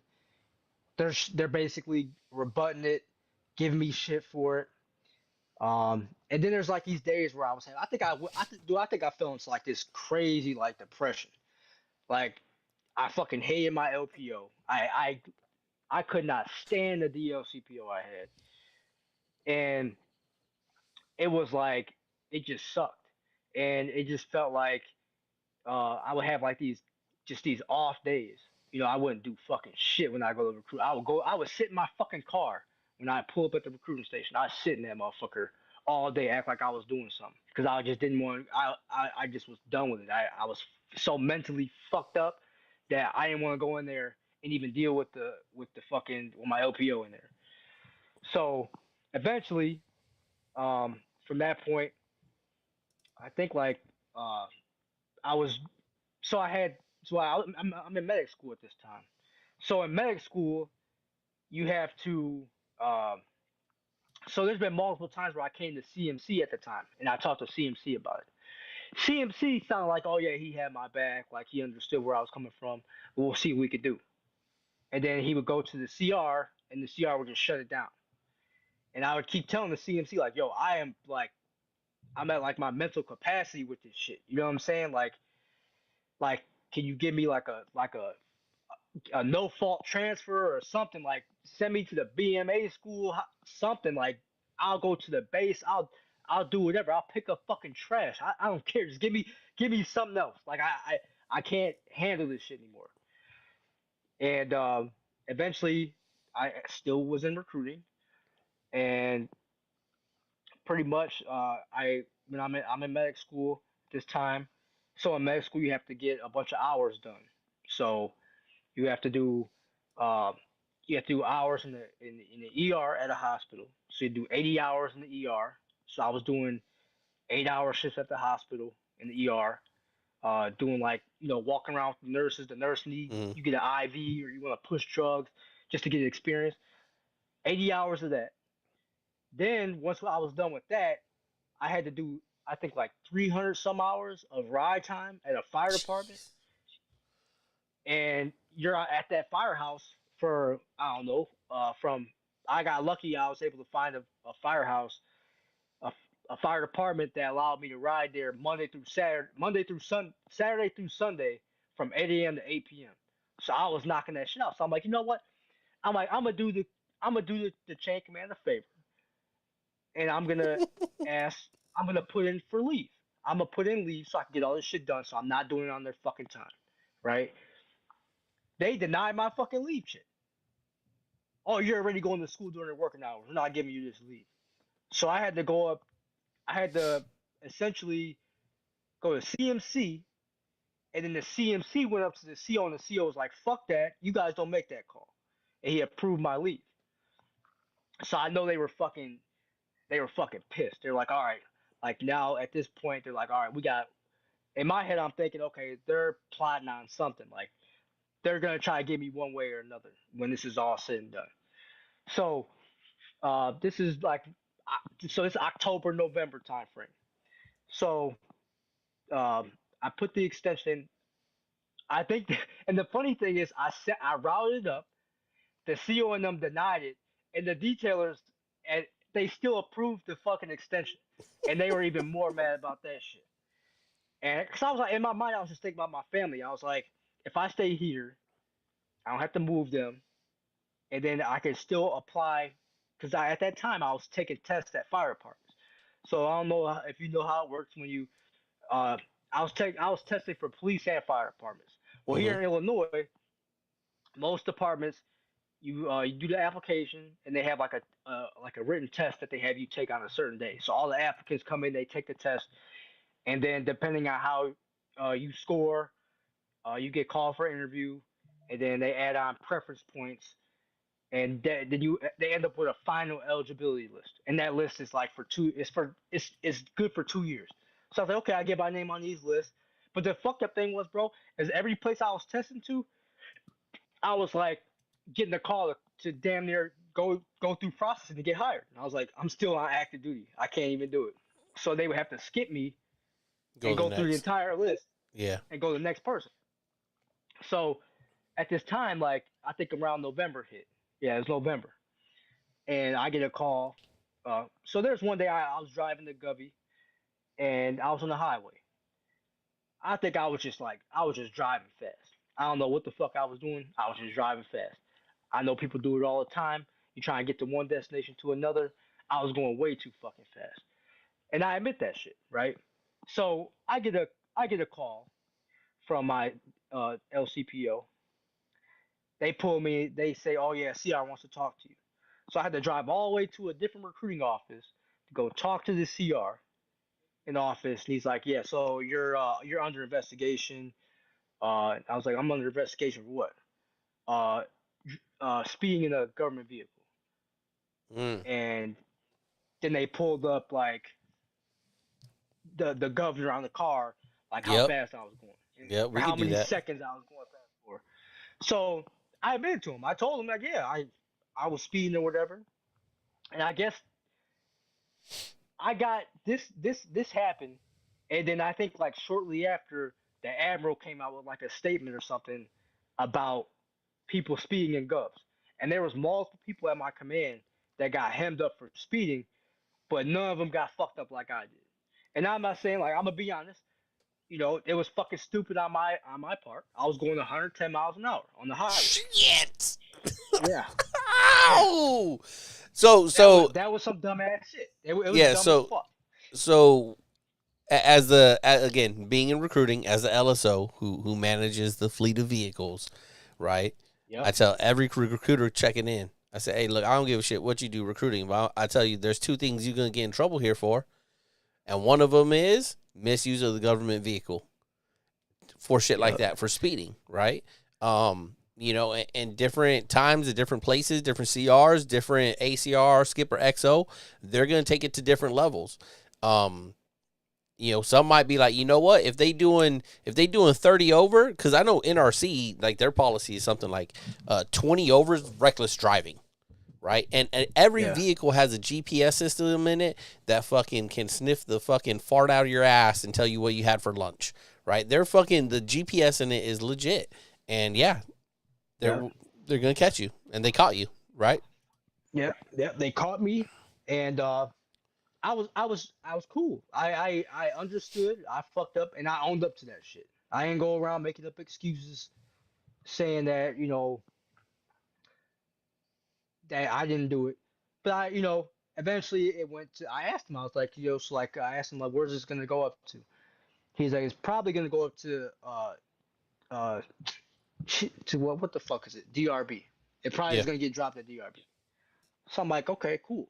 So I didn't think nothing of it because at the end of the day, like I was talking to somebody and they were like, yo, you should definitely go to legal and fucking talk to legal about it because I wasn't trying to throw anybody else under the bus, but it was like, why are you singling me out of all the people when there's other people that did the same shit I did? Mm-hmm. So I was like, fuck it. I didn't even go illegal. I was like, man, whatever. And so I ended up going to having to fill all the paperwork, go to DRB. And when I tell you, like, that DRB session was bullshit, it wasn't even like a lesson learned DRB. It was like just a shitting on a sailor DRB. And Mm. I was like, you're shitting on me for speeding? Like, I didn't get caught by the cops. I get I fucked up, but you weren't even. They weren't even talking about the speeding. The speeding was not even the topic of discussion while we were in the DRB. Mm-hmm. They just kept shitting on me. We mapped you. We mapped you. This is what you do. We mapped you. You go to school during working hours. We mapped you. That's all they talked about. Mm. And then I was going through, and I was telling them, I was like, and then the ACR had the audacity to be like, um, he had the nerve to sit there and say, oh yeah, you're, because you're in trouble now. Now you want to play crazy like you got mental health issues. And I was like, my guy, I was going to I was going to fucking medical law before we even got to this point. What the fuck are you talking about? Yeah. So I was sitting there, whatever. And then you had all these other people just trying to like crack jokes and shit while I was in there. Oh, why are you going so fast? You had some ops that was trying to get you or something? And I was like, I was like, nah, bro, like the fuck, you know what I'm saying? Yeah. So I sat there, I took that shit, and then CMC and everybody in there was just like, oh yeah, this is gonna go up to XOI, blah blah blah blah blah. So I was like, okay. I was like, well, maybe it might get dropped to XOI. That the whole time I was thinking, I was like, okay. I was like, I didn't think I was gonna get busted. I thought I was gonna get some kind of punishment if it went up to mass, but I didn't think they were gonna go to the full extreme and fucking like take my fucking map away. You know what I'm saying? I get it. They gave it to me. I fucked up, but like I was like all this other shit that I've done, and this one thing you're gonna sit here and do this shit. So I was like, all right, cool, whatever. Go to XOY. Go to XOY.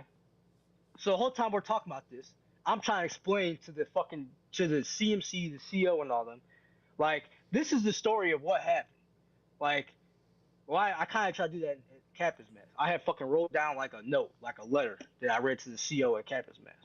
But XOY, every fucking person in that chain of command like slandered the fuck out of me when I was in there, Mm. and that's what made me really say like, yeah, fuck this. Like I had nobody defended me in there at all.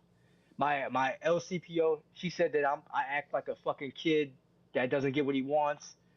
Like other people were like, yeah, he came in motivated, and I don't know what happened to him. Like I got burned out, motherfucker. That's what the fuck happened. Like and I came to y'all multiple times telling y'all this shit, and no one fucking bad eye. Oh, shut the fuck up. Go. We need contract. That's it. So eventually XOI came, and every person in there just backed up the. And I think a lot of this stemmed from my LCPO and my LPO and the ACR and the CR, and they were just putting shit in the XO's ear, CMC's ear, and the our operations officer, uh, putting shit in her ear. So when it got to her, because they were talking about my character, um, got to her, and she's like, yeah, I agree with the rest of them. The CR had the nerve to say I was the definition of stolen valor, bro. What? What? Yeah, He said you're the he said, definition of X or Y. That's what he said. yeah, yep, That's a wild statement to tell someone in uniform. yeah. He said I Like, he said I wear the uniform, but I don't want to work. That's what he said. So he said I think he's definitely stolen valor. I don't think that I think it should go further. Blah blah blah. Now, mind you, this dude was like before I got mapped. This dude was like on my nuts when he first came to this fucking command. Oh, mm, boats, man, I heard good things about you, boats. Blah blah blah. And then he was like, he mapped me. He thought that him mapping me, like, and I was like, at the end of the day, the map didn't come from you. The CO at the yeah. time wanted to map me. You know what I'm saying? It wasn't like oh, blah blah blah blah blah. The CO called me directly and said I wanted to map you during this cycle, but I couldn't, so I'm mapping you now. So, um, fast forward, man. This dude, he's talking all this shit, and when I got mapped, I don't know. He thought I was gonna convert to an NC or some shit. He thought I was gonna be a career recruiter or some shit. I was like, I'm not doing Mm, that shit.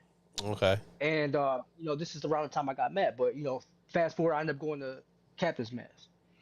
Go to captain's mass, and pretty much then they tried to change how they felt about me at captain's mass. Instead of talking all that shit. Oh shit! I forgot to say something. Oh, now okay, I got something I gotta tell you. So before I went to DRB and all that, we were working like crazy hours. So me and my buddy at the office at the time, we would call each other and we would just bitch and vent to each other all the time. Like, fuck this place. This place fucking sucks. Like, we were working on Saturdays from like 9 a.m. to like 3 or 4 o'clock in the afternoon, working until fucking 8 o'clock at night, Monday through Friday. And I was like, how the fuck is this motivating anybody? So the Admiral had a suggestion box. So I was texting my buddy, and I'm like, hey, like I was like, hey, I found the Admiral's box. I'm gonna blow that bitch up, and I'm gonna keep like I was like I'm gonna blow that bitch up with information. And he's like, fuck it, I'm gonna do the same thing. Because we weren't the only ones that were fucking suffering at this command. It was a lot of motherfuckers that were suffering at that command. Yeah. And uh, fast forward, so I go to DRB. So I texted my buddy. I accidentally texted my LPO on accident. He asked me, he's like, "You okay, bro?" I'm like, "Yeah, I'm all good. I meant to send that to my brother." He's like, "Okay, I was just making sure." I'm in DRB, dude. Mm. DRB, ACR's talking shit. And he's like, "Yeah, what's this about? You were gonna blow this bitch up?" And I was like, "My LPO, he made chief, so his bitch ass ratted me out and basically use that against me in DRB. They're like, we can file federal charges against you for making a threat like that." And I was like, I wouldn't even talk. I was talking about going to the rear ammo spot, like going to the Yeah. rear ammos Yeah. box, suggestion box, and like, "Oh, what you need to go? What you need to go there for?" So you could tell what the fuck he say? They said I was telling, like, I was making up stories and shit. Like, and then the CO, uh, Captain's Mask, said that I was making shit up in the Admiral's box when I was at Captain's Mask.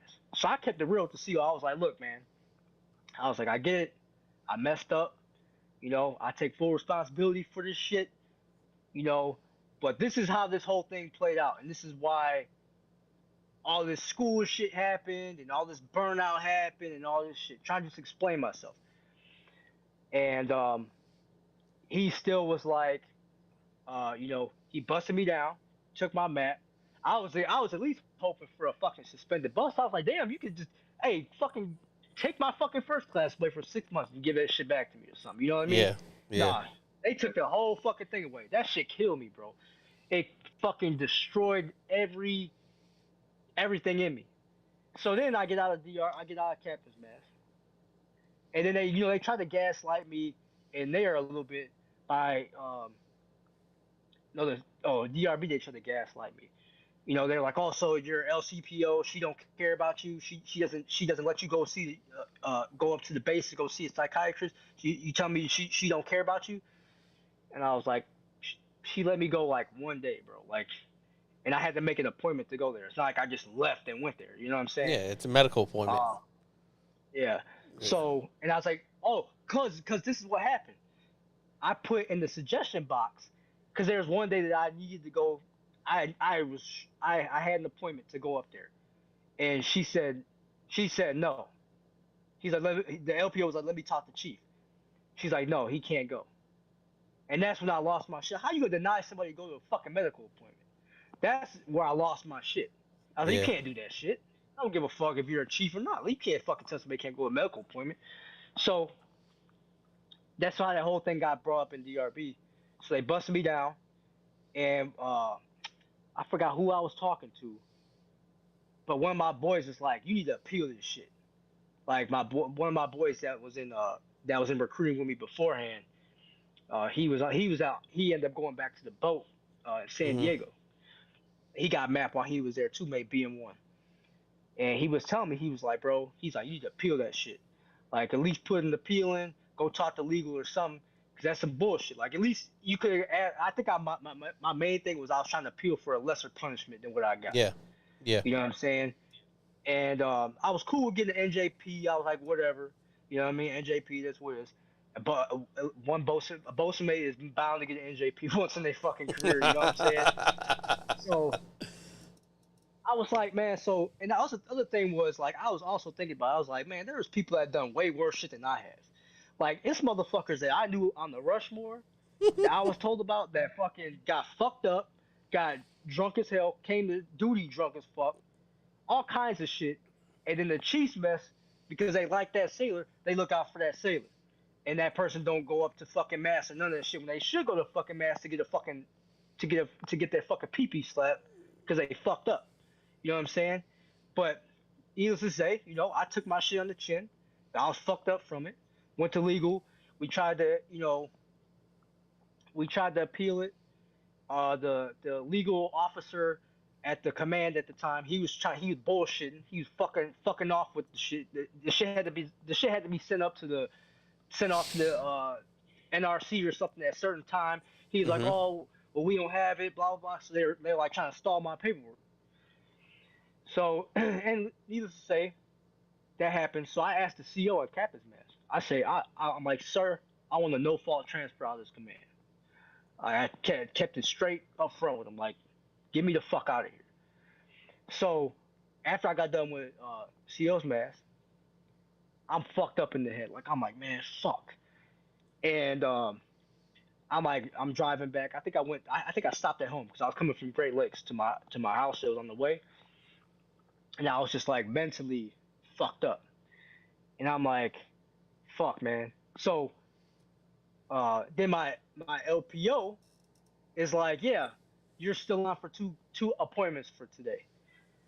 Man, when I tell you, bro, like I was like, I called up my old LPO and I was like, I need to fucking talk to you now.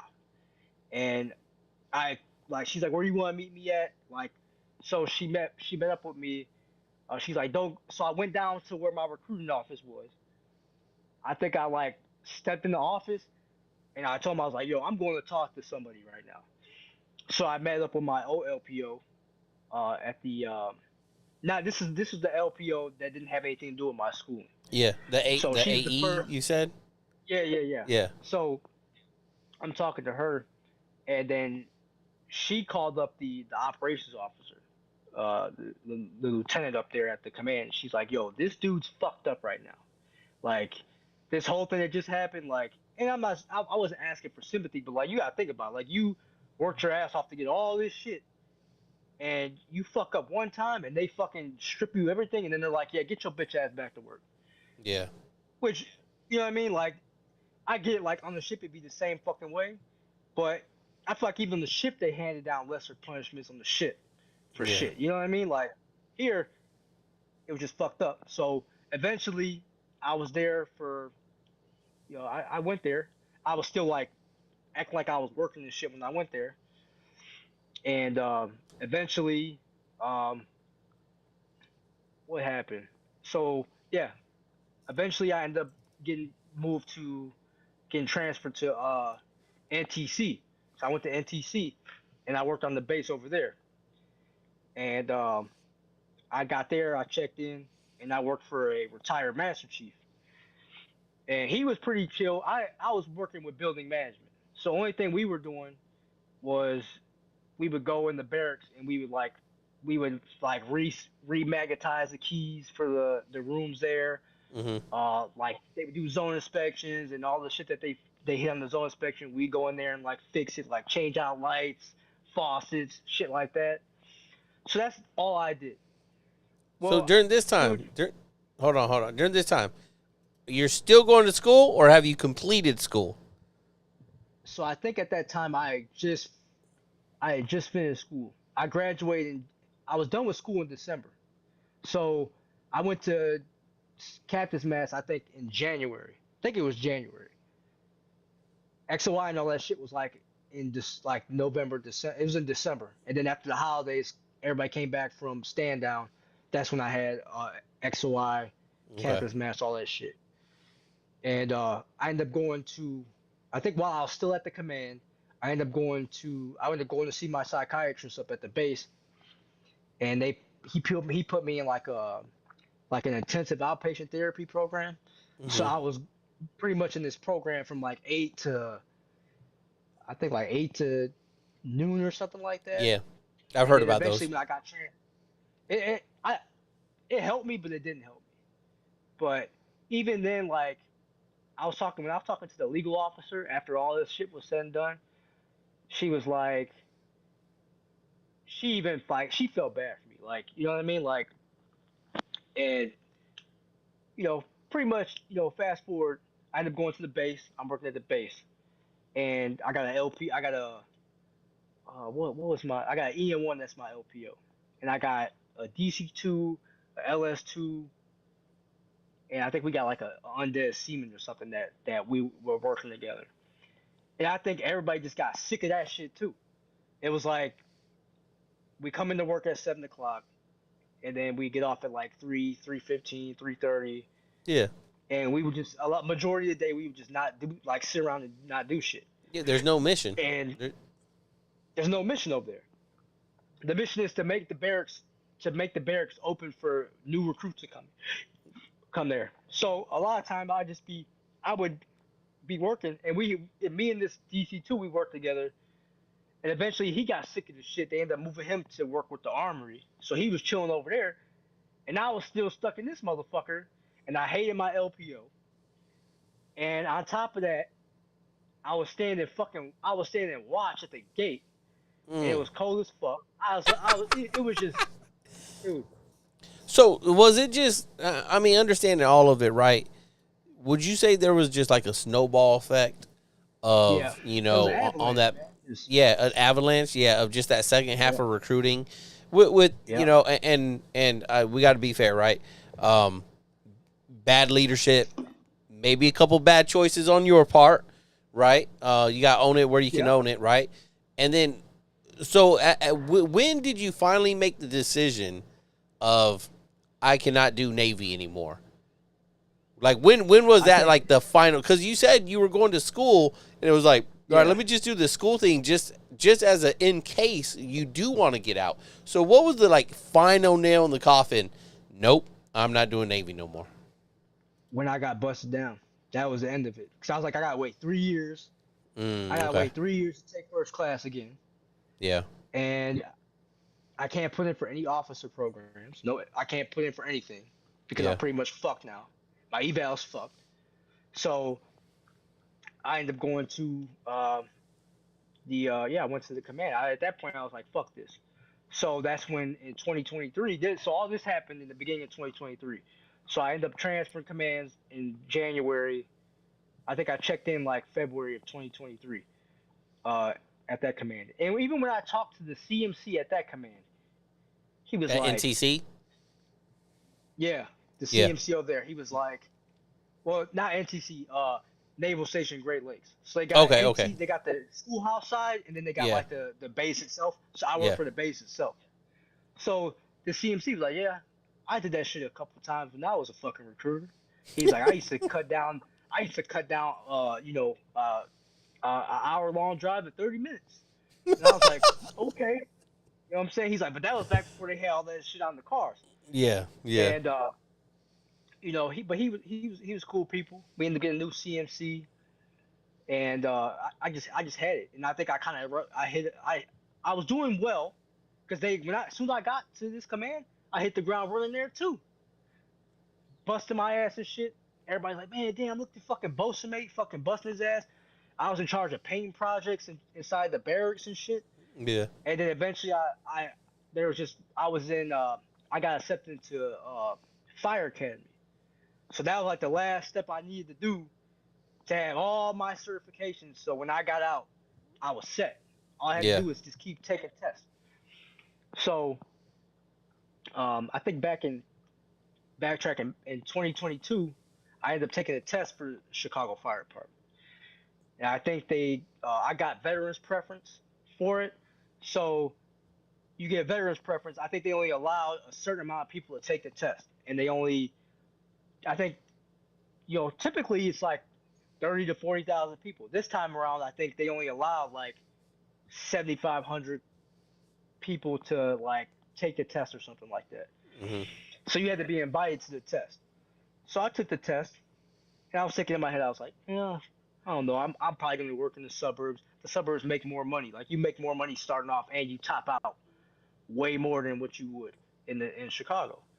So I'm like, okay, whatever. So I go to Fire Academy. So at this point in time, they put me in a different building at the base. So I'm working in there, and I'm working for a building manager. And I just got tired. I just came. I used to come there, and I was just like, man, fuck this. I was like, I'm so ready to get out. I had like a year left. I was like, fuck this shit. So so all this shit's going on. I'm like, fuck, man, this shit sucks. So I keep taking tests, and then eventually the dude is like, I don't want this guy working in my building anymore. Blah blah blah. So I end up working. Where did I go? I forgot where they had me working at, but I was doing something else now, and I was working with a different building manager. and me and him got along really well. So I was working with him, and it just like the mental stress just kept getting worse, Yeah. worse and worse and worse. I ended up going to my psychiatrist, and I was like, man, fuck, dude, I can't do this anymore. So he initiated a med board. So I got a med board, and like, so I think like all in all, like, so the beginning of, yeah, was it the beginning of 2024? Um, I had started like, and so in September, I started doing all the tests and stuff I had to do. Like I had to go see the the therapist and talk to the psychologist and all this shit about all this experience that I had, all this trauma, all from this one situation. That's what Yeah. fucking sucks about the whole thing, bro. Like all this stemmed from this one period of time, the thing is, it lingered over. Even when I left that command, it still lingered over. And I think at that point I was just ready to get out. So I ended up going through that whole thing, got med board, got out. So in the beginning of 2024, I get the email for the city of Chicago, and I'm I guess to process. So I had to go down there. So I had to, I put a day of leave in or a special lib shit in. My chain of command over there was pretty like cool, so I put a special lib shit in. Go in there. I had to go to a processing day where they go there and you have to like take a piss test. They have to take a piece of your hair and send it off to the lab. They kind of talk about the whole process of what's gonna come next, and pretty much I did all that. You have to go do like a stress test, like a firefighter physical. At the same time, in the beginning of January as well, I got a job at a part-time fire department. So I was working part-time when I was off work. So I would get off work and I would work on my days off, like on the weekends. I would go work at the other fire department. So I was getting my experience or whatever. Yeah. Uh, so then at the same time, I'm still taking tests. I'm taking tests, and at one point in time, like I had like 3 or 4 departments that like were offering me jobs, like, and I'm talking like the crazy thing is, man, like the amount of money that you make, and this is how I knew like there's more than the Navy. I was like, the schedule to be a fireman, you work 24 hours on, you're 48 hours off. Every fifth shift, you have like 5 days off, and then you start off. At least that's how Chicago is. But in the like other suburbs, you're making like 80 grand starting off. After like 4 years, you're making like $120,000 a year. You get a pension, you get days off, and you get a better lifestyle. You know what I'm saying? Yeah. But I end up going through the whole process with Chicago. Went to a second processing day after I did my stress test and all that. They get all your results back, and then medical will send you another letter saying, "Hey, you're approved." Then you have to move into the city of Chicago. So people think like Chicago is like just downtown city Chicago. Chicago's so fucking big that it has like there's so many neighborhoods in Chicago Yeah. to where Yeah. like you could live on the outskirts. You could live in Chicago, but it's the outskirts and it looks like the suburbs. And that's usually where the cops and the firemen live at because they all a lot of times they like city workers. They all live in like usually the same neighborhoods as each other. So end up going through the processing, and then I started academy, and fire academy was fucking just like fucking boot camp all over again. I think it was worse than fucking boot camp if I'm being honest with you. I'm sorry. Well, I had kids. What do you think during all those the worst part of it, right? Yeah. A little bit after the worst part of it, you get to you get transferred out of recruiting. You show up. At any point, do you start feeling like, what the fuck is wrong with me? Like, why the fuck can't I get with the new program or this program, or why isn't it as easy as the ship? And I'm just why am I not crushing it? Like, did you ever start feeling like that? I felt like that in recruiting, but I never really felt like that at the other command. I think it was No. just more like I was checked out. after the whole bust down thing, I checked out completely. I came there, I did what I needed to do the first few months I was there, and then it just went downhill from there. Like you're And I just hate checked to be out the of the Navy. yeah, checked out completely. And Yeah. I used to be this motivated individual and all this shit. And it sucks that it went that way, you Yeah. know. But it is what it is, you know. But Shit with all happens. that said, all that shit happened, you know. It was like a blessing in disguise because Yeah. everything, the way everything lined up, was like perfect. Like it was like so. Fast forward 2024, I get med boarded. I get my separation date. Separation date's like fucking. I took terminal. I took terminal like the beginning of February till like the day I got out, and I think that my new EAOS was like March 27th or something. So I ended up doing that. Fire Academy for the city of Chicago started May 1st. So pretty much I got out of the Navy, separated, medical retirement, got out,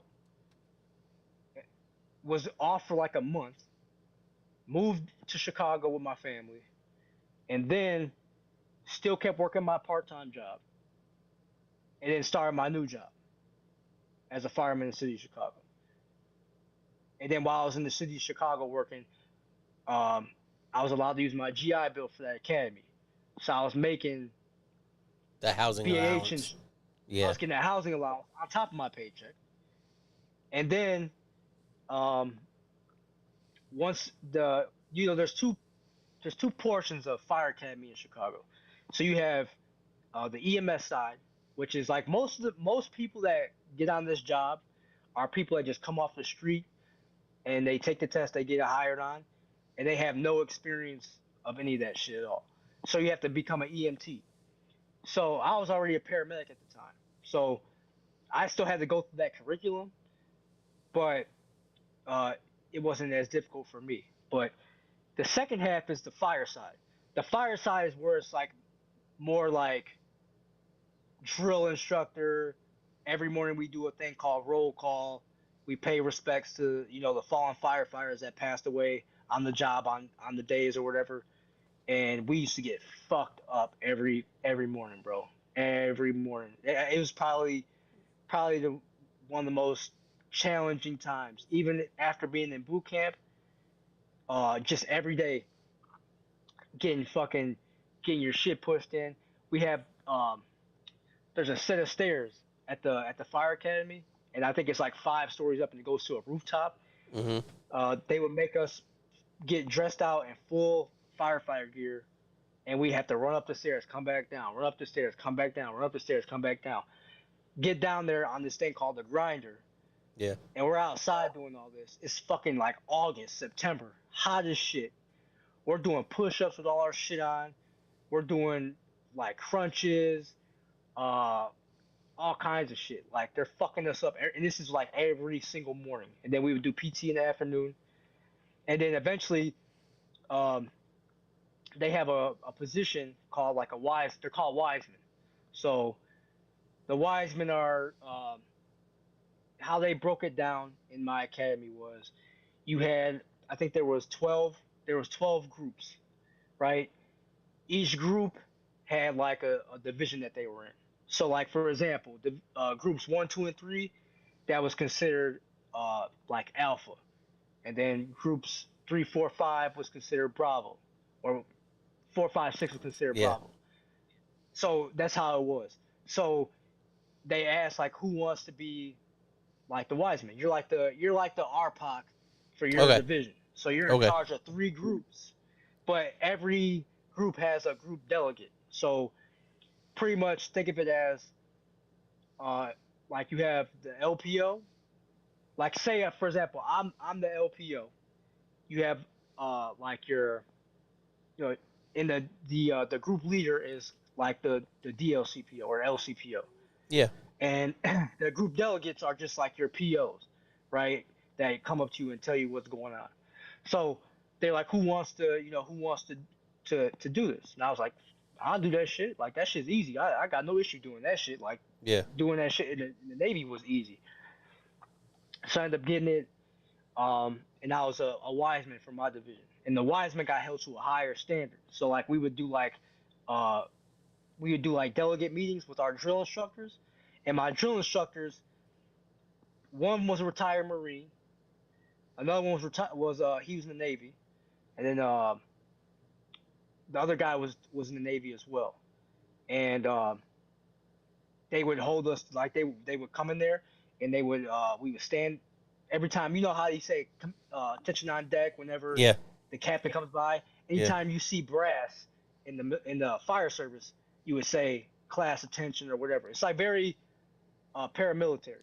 Yeah. So every morning we would do colors, and we would do these meetings, and like say for example so you would stand in the front as the wiseman for your division, and then the delegates would stand behind you, and it would be like a square apart, and your feet would have to be at attention. You be at attention, 45-degree angle, and the instructors will come in, and they would look over everybody in the room. Like they would look you over, and then if your guys were fucked up behind you, they fuck you up for it.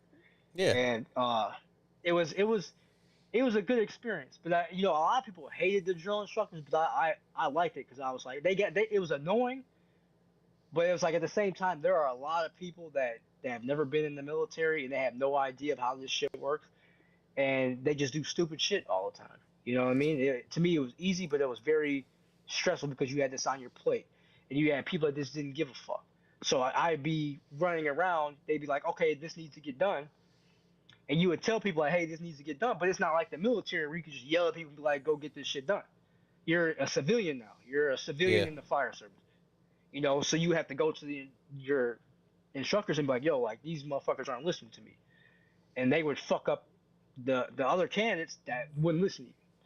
So eventually, um, all said and done, and they always would tell me. I had this one instructor. He was a Marine. He would tell me all the time. He'd be like, "Dude," he's like, "This is stressful." He was like, "But think about this shit. You doing what you're doing now is gonna make an impact with all these higher instructors when it's time for you to come back." Because he's like, "You're gonna come back here, and you're gonna be a drill instructor here, and you're gonna teach these kids the same way that we're teaching you now." And he's like, "The fact that you held your head high with all this shit going on, and you handled all this shit, like they're gonna remember that when you decide, or if you decide to put in for like a special operation, something or anything like that, they're gonna say, Yeah. hey, we knew Fire. He was a wise man. He was one of our wise men." So he used to say, man, after all that shit that happened, I graduated. It was a nice little graduation at Navy Pier. Um, Graduated, we got our assignments to our firehouses or whatever. And the first day I came in, my firehouse, I hit the ground running. Um, and I feel like I have a stupid, crazy bond with the guys I work with. Like it's nothing but fun. I love my job. I love it. It's like the best thing in the fucking world. Does it remind you of what you missed on the ship on Rushmore, right? Because recruiting is not Yeah. that, man. And like I've never done it, but it just, I believe I was probably one of the ones that told you don't do it, right? And Yeah. I told a few people don't do it. I remember there's a lot of people that were going recruiting. I was like, don't do it. Don't stay out to sea. Because one of the conversations we had was you talking about like, hey, I'm just gonna cut this and I'm just gonna go back out to sea. And I was probably like, Yeah. no, don't do that. Like just figure out how you got to make your shore duty work for your benefit, right? Yeah. Excuse me. So, you being in the firehouse now, is it just like big reminder of like how the camaraderie and just like that military, that Rushmore experience? Is that what like really connects you with it the most? But even better? Yeah. Yeah. I think like the guys that like were like in my circle on the Rushmore that I was close with, um, that experience, but you add that to like another level to where, like, when you got your boys in the military, whatever, you guys go to different states, and you guys like usually like you barely keep up with each other unless it's Yeah, like here and there. it's hard. Here Yeah, it's like you can keep up with each other. You're gonna end up. You guys might stay at a firehouse together with each other for 6, 7, 8 years, and then you might get like everybody's gonna get eventually gonna get promoted. So when you get promoted, you become like a relief. So you're a relief at different places. So how it works in the city is like you'll have districts. So I think there's 5 districts in Chicago, and you'll be like a relief. Like if you got an engineer who drives the fire engine, and you got Mm-hmm. officers. The officers are like lieutenants, captains, and you'll eventually become a relief where you're bouncing around and you don't have a specific firehouse that's yours per se, but you just relieve the other officers from the other firehouses until you put in for your own spot. So it's like that. So you're still cool with these guys, and then when you're down the line, like you guys are retiring or somebody dies, like they told us, like they told us straight up like this in class. They're like, there's gonna be at least one or two of you in this class that's gonna die before the rest of this other class dies. Whether it be from like cancer, some kind of medical complication, something happens at the fire, like that's just what it is. Like they used to tell us all the time about like how I feel like it's more serious as much as the military is as Mm-hmm. what it is. It's way more like on another level as a fireman. Like because every day on the ship, like you're at port. Yeah, somebody might fucking do some crazy shit or whatever, but the chances of that are highly unlikely. Every day we have to, there could be a fire, and we might have to go in there and get somebody, and then, we learn about building construction, and because of certain building construction, that shit could give away, and then you get trapped, die that way. People falling off roofs because they had to cut a hole in the roof to ventilate the roof. We had a guy just recently. Um, they had a garage fire, and they put out the fire, and the a steel beam gave way from the roof and hit him in his head and broke his neck. He died instantly. God damn. Yeah. Like afterwards, like And during the overhaul and stuff. yeah. Shit. Yeah, it's this guy here. Yeah, I died, can't like, see it. Yeah. Damn. His name is David Meyer, but he died, and he had like, I don't know, like close to 30 years in the job. He's about to retire, and he died. Yeah. So it's like it's kind of shit like that. It's more, I take it way more serious than I did in the military, because at the end of the day, like, you relying on these guys next to you. Like if something does happen to you, like you're relying on these guys to help get you out of that situation. But I mean, like, don't you think maybe I would say I think the Navy just does a bad job on that, right? It's something that I always try to talk to people is like, chances are most likely we're steaming and we're safe, but like, we ran plenty of fire drills, right? You're doing fire drills before you were a firefighter on board. Like how many times were you down in Main 1, Main 2, doing the overhaul when, like, if one of those fires kick off on a ship, it is going to be very bad, and there's going to be a lot of dead people, right? Depending that, goes out of control, right? We have a lot more controls, like, in there because it's an engineering space. It's not just a house, with sprinkler systems or something like that, right? But we have a lot more controls underway to try to prevent it from happening, whereas when you're responding out there to motor vehicle accidents where, bad shit, happens, or like I said, that fire, right? Those are a lot less controlled. So I take issue because we in the military, all branches, should have that level of, like, awareness that, like the chances of you dying, they're not great because we're not like, Marines, infantry, grunts, and fucking Army and stuff. But like, we're, especially the Navy, like, we're out there in the middle of the ocean on a fucking floaty thingy, right? Like, that's not like, I just don't like that. That's not the safest place to be in the world. You know what I mean? So, for anyone listening or watching, it's like, it's not, all respect to you, the firefighters, the police too. I'm not a big fan of police, but that's my own bitch about it, right?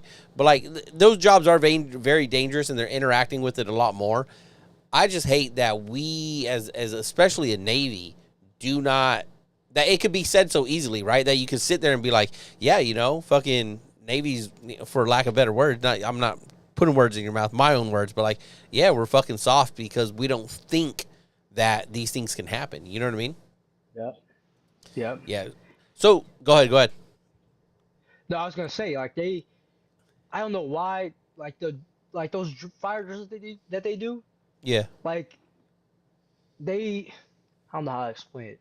On my time, I used to hate those fucking the crazy thing is I'm a fireman now. I used to hate those fucking damage control drills. I used to hate Yeah. that shit. Yeah. But looking back on it, it's like damn, like we definitely didn't get a lot of training doing that shit. No. They did. No. They definitely did no training whatsoever. It was just kind of like, okay, this is what you do. That's it. But like, I get like, there's really nothing you could do as far as training. But like, I don't know. Like when we get trained in the fire service, it's like you get trained on how to drag somebody out of a burning building with their fucking air pack on, like all kinds of shit. You know what I'm Yeah. saying? And I feel like you might have to do that in the Navy if you're in the main Fuck space or yes. something like that. If you have a Yeah. air bottle on, Yeah.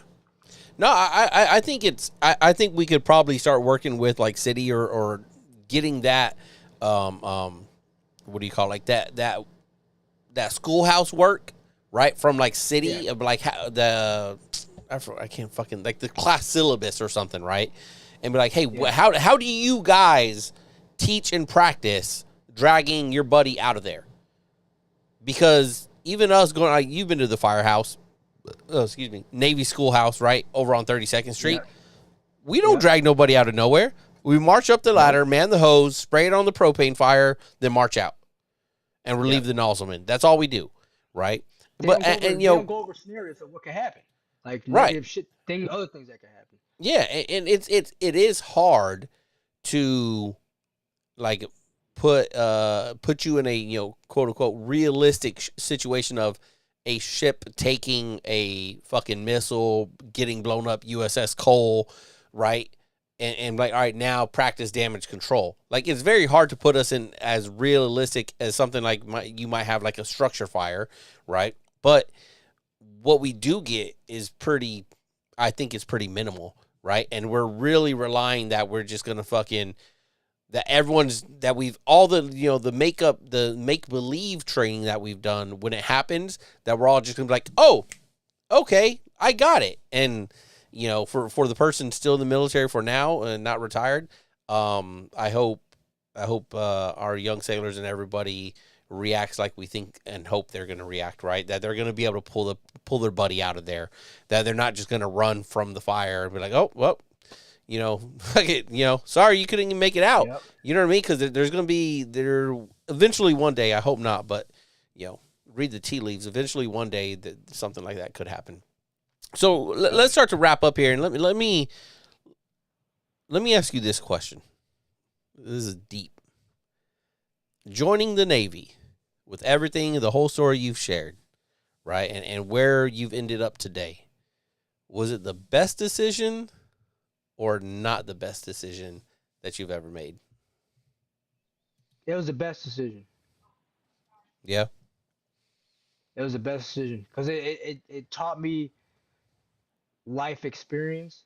It taught me everything I need to know as far as like continuing to push through shit, and it's helped me along the way, like just the experience itself with leadership and everything like that, and work ethic. I would have never had half these opportunities if I didn't go into the Navy. Yeah. That's awesome, Q. That's awesome. Great to hear that. It sucks that, sometimes it pans out the way it pans out, right? We don't expect to be going to mass, 6 months after we get mapped and then, losing it. But, God's plan, right? There's a plan for everything. And I think for whatever it might be worth, I'm super proud to see you have a successful Navy career.